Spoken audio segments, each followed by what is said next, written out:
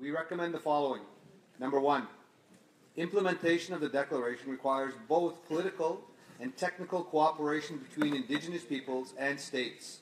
Indigenous peoples and states should be encouraged to work together to co-develop national action plans, including legislative, administrative, and other frameworks for the full and effective implementation of the Declaration.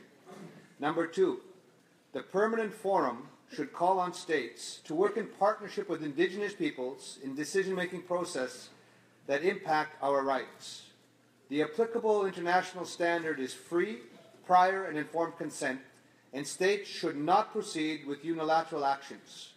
Number three, consistent with Article 19 of the Declaration and Paragraph 3 of the outcome document of the World Conference on Indigenous Peoples, we call on Canada and other states to work with Indigenous peoples to build a solid framework to ensure future governments do not reverse any constructive advances, including legislative, administrative, and constitutional measures.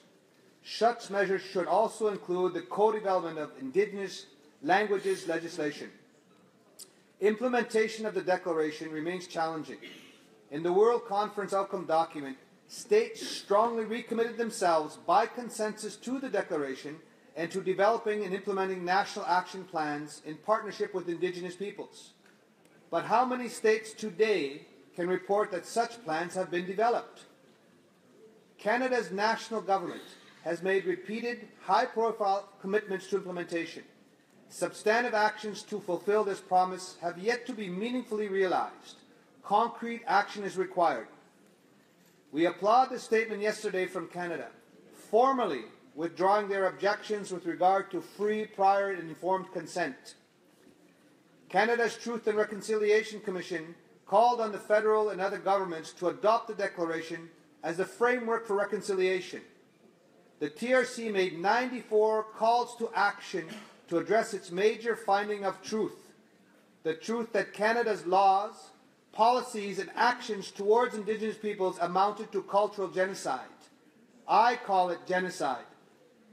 Canada's Prime Minister recently established a working group of ministers to review federal laws, policies, and operational practices to ensure consistency with the Declaration.